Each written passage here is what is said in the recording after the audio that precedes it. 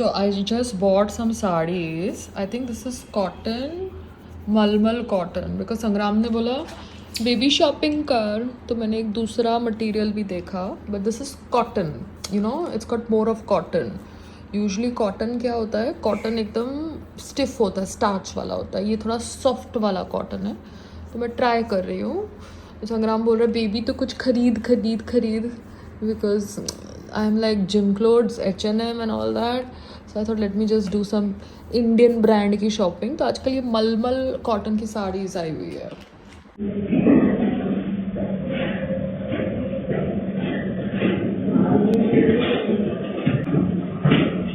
भाजी है.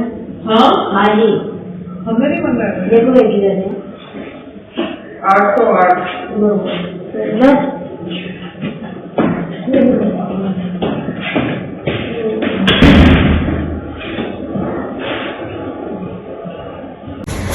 भैया तुम लोग एक कचरे का सीढ़ी से क्यों नहीं लाते हो? कचरे का सीढ़ी से क्यों नहीं लाते हो? ये 3-3 2 इतने सारे लोग हैं, लिफ्ट ब्लॉक करके रखते हो. एक लिफ्ट बंद है, एक लिफ्ट चालू है. बंद है. तो आप लोग सीढ़ी से नहीं ला सकते?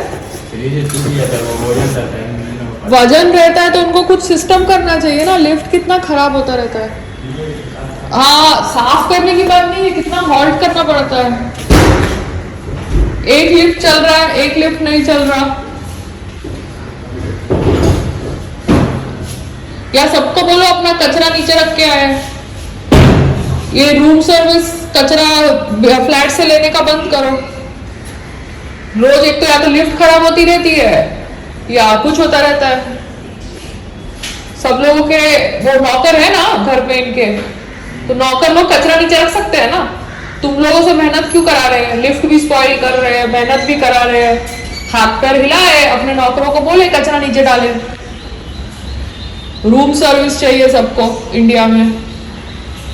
अब ये लिफ्ट अटकी हुई है कितने टाइम से. मेंटेनेंस का पैसा भरते नहीं थे इतने सालों से, और कचरा इनको अपने दरवाजे से पिकअप कराना है.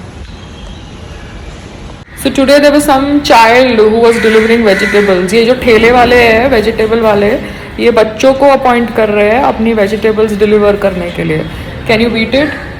फिर बोलेंगे कि काम नहीं है. बच्चों का इस्तेमाल कर रहे हो तुम डिलीवरी के लिए, जो 18 साल से कम उम्र में हैं, और 18 साल से कम उम्र के बच्चे सोसाइटी में एंटर कैसे कर रहे हैं एज डिलीवरी बॉयज.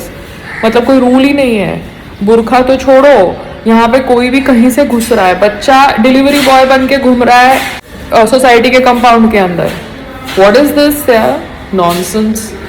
किसी का कार्ड नहीं पूछा जाता, कोई डिलीवरी का बस झोला पकड़ा दो तो वो आ सकता है. वो बच्चे का आधार कार्ड की एंट्री होती है क्या यहाँ पे बिल्डिंग के अंदर? तो आधार कार्ड में उसकी एज क्या 18 साल की लिखी हुई है. गांव से आया है इसलिए याद नहीं है कब पैदा हुआ था, इसलिए, मगर वो 18 साल का है. ये 3-3 बड़े बड़े कचरे के डब्बे सर्विस लिफ्ट में हर फ्लोर पे रुकते हैं हर रोज, और फिर लिफ्ट खराब हो गई ड्रामा करेंगे. बट सर्विस लिफ्ट उसके लिए ही है ना, सामान ऊपर ले जाने के लिए, सोफा ऊपर ले जाने के लिए. बट ये रोज होता है. So that's the problem. तो तीनों लिफ्ट चालू होनी चाहिए. वैसे भी लिफ्ट के अंदर हम लोग स्पोर्ट्स ब्रा पहन के खड़े होते हैं, साथ में डिलीवरी बॉय होता है, साथ में कोई बुरखा वाला होता है, साथ में कोई और भी होता है. तो तीनों लिफ्ट चालू रखने. ये अर्बन क्लैब वालों को इन्फॉर्मेशन दी है कि उन्होंने मुझसे 2500 चार्ज किया गैस रीफिलिंग के लिए. बट ये इनका जो रेट है 2500, ये बॉलमार्क रेट है. अगर मेरा अंदर का एसी 1 टन का है तो उसमें भी गैस फिलिंग के लिए आप 2500 मांगोगे, और बाहर का मेरा एसी अगर 2 टन का है तो उसमें भी गैस फिलिंग के लिए आप 2500 मांगोगे. आपका रेट कार्ड यूनिफॉर्म नहीं हो सकता गैस फिलिंग के लिए, क्योंकि एक सिलेंडर के अंदर कितना ton first of all gas है, तो एक सिलेंडर से आप कितने टन एसी की गैस रीफिलिंग कर सकते हैं. और अगर बेडरूम का गैस रीफिलिंग 1 टन के एसी में हो रहा है तो उसका प्राइस अलग होना चाहिए. प्राइस 1.5 टन एसी में अलग होना चाहिए. 2 टन एसी में गैस रीफिलिंग का प्राइस अलग होना चाहिए. मगर उन्होंने अपना रेट का 2500 बना के हर एक एसी यूनिट पे चेप दिया है. तो ये तो गलत है ना, because the same rate card can't be used. अब मैंने इनको ये लिखा है यूसी सपोर्ट में, बिकॉज पेमेंट हो गई है एंड वो जो टेक्नीशियन था वो रेट कार्ड के हिसाब से पेमेंट ले रहा था, मगर कूलिंग जो उसने अभी करी है वो पहले से बेटर है, मगर क्या वो 100% कूलिंग है?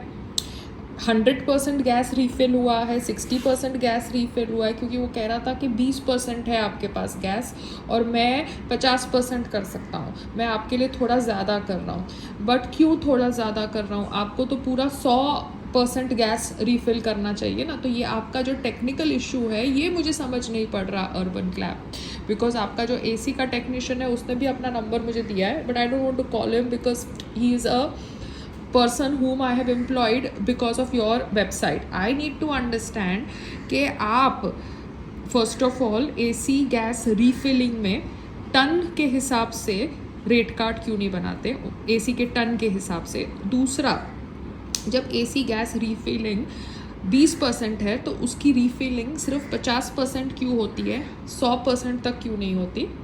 ठीक है।